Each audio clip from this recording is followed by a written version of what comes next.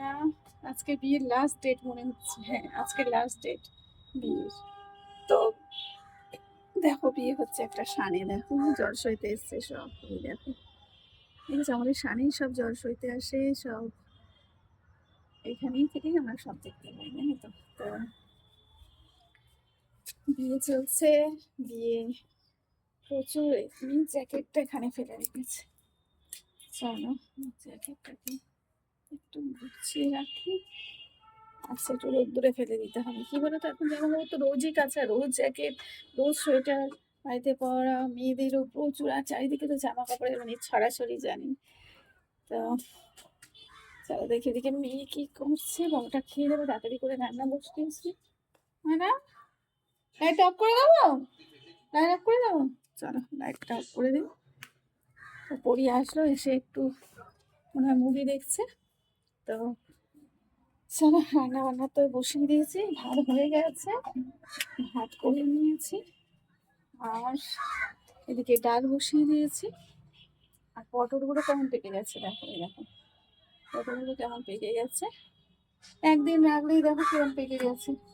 তো তোমারটা অনলাইন থেকে অর্ডার করেছিল জেপ্টোতে, তো পেকে গেছে। তো আজকে কেটে পাকা পটল ভাজা আমার আবার খেতে খুব ভালো লাগে, আর পাকা পটল আর ডাল খেতে আমি খুব ভালোবাসি। আর একটু লেবু গন্ধরাজ লেবু, ও যা লাগে না। তোমার কে কে ভালোবাসো বলো এটা খেতে? আমি তো খুব ভালোবাসি। আর তোমাকে কি খেতে ভালোবাসো অবশ্যই কিন্তু জানাবে, জানো তো, যে পাকা পটল ভাজা কে খেতে ভালোবাসো। আমার খুব ভালো লাগে, আরো বেশি দানাগুলো বেশ পাকা পাকা হয়ে যাবে, কটমট করে হওয়া যাবে। আমার খুব ভালো লাগে, একটু গন্ধরাজ দেবো, দারুণ লাগে। তো চলো রান্না বান্না সেরে নিই, আর পরে কথা বলবো তোমাদের সাথে। আবার দেখা হবে, আবার কথা হবে। এখন রান্নার সরঞ্জাম সব বার করেছি, আর ভাতও হয়ে গেছে, ফ্যান জ্বালিয়ে নিয়েছি। আর দেখি কি রান্না করি। চলো টাটা, তোমরা ভালো থেকো, সুস্থ থেকো, সুন্দর থেকো। আর শীতকালে দেখো প্রচুর মানুষ মারা যাচ্ছে, আমাদের এখানে প্রচুর মানুষ মারা গেছে, কম বয়সী বেশি বয়সী।